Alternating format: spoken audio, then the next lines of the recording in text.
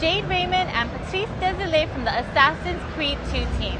What we did was we went to the community and asked them, what do you want to know about Assassin's Creed 2? And let's see what Jade and Patrice say. So first up is an appropriate question from BDog923 from the UK. Now, Assassins 1 sold a zillion copies, but now what's going to happen? Will there be more missions, a wider variety in the structure and the storyline? I think I can jump in on this one.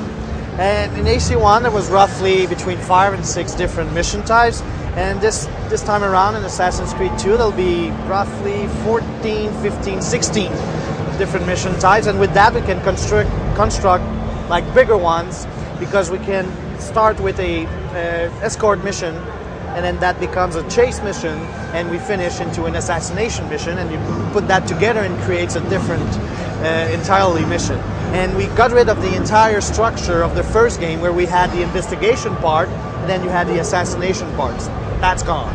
Now the world is open with mission givers and people you meet, and they will give you mission to go to. We roughly right now have around 200 different missions in the entire game.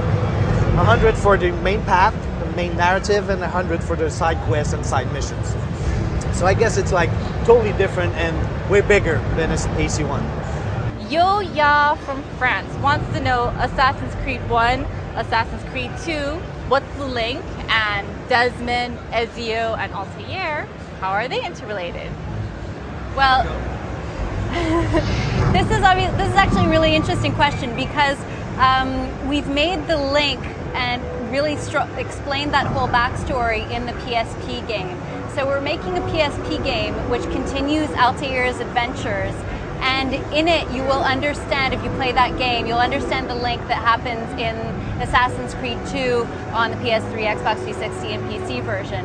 There's of course Desmond Miles, like you said. He's the guy who's going to be there in every Assassin's Creed game, and you're playing a different ancestor of his. This time the ancestor is called Ezio, living during the Italian Renaissance, a different guy, but some of the same traits, and you're going to find out some links between them in Assassin's Creed 2, but also the source of where Ezio comes from in the PSP game.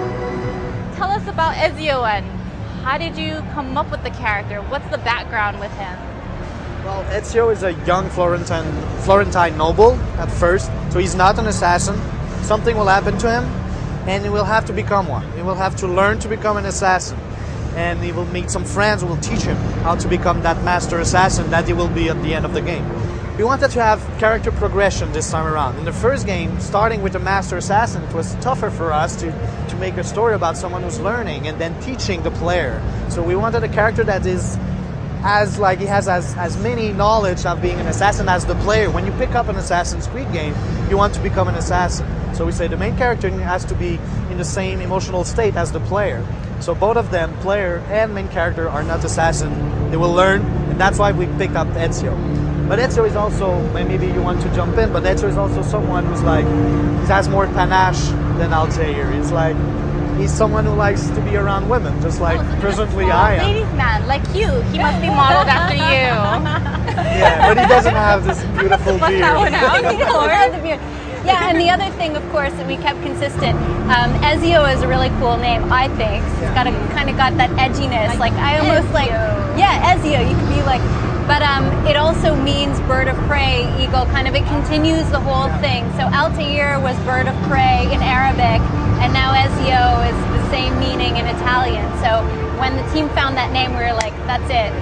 Perfect. It's a cool name, and it follows in the line. So there's a lot of new to the character, but we also kept a lot of the great stuff about Altair that worked.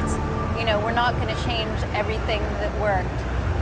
Now, I'm going to skip around a bit because this is something I wanted to know, but also Benjamin94 from Germany, he wants to know, in the first one, Altair was missing a finger, and it was kind of like the leap of faith, right? But Ezio has all 10 digits. Why? Well, Ezio has 10 fingers because of one man, Leonardo da Vinci. So Leonardo is the one doing the weapons for Ezio. And he found a way to do a hidden blade without cutting any fingers. So that's the reason why you have 10 fingers. And that will be part of the game. You'll live that experience. You'll live that moment of Ezio's life. So that's it. I mean, it's like as simple as that. Like when you have the best, you know, most intelligent man on earth, and you can do a hidden blade without cutting any Plus, finger. what would we have done with Assassin's Creed 10? You would have had no fingers. Who wants to be an assassin with no fingers? I can climb. I can climb. 15th century Italy is where it's at to be an assassin. You get all 10 fingers, you get to keep them.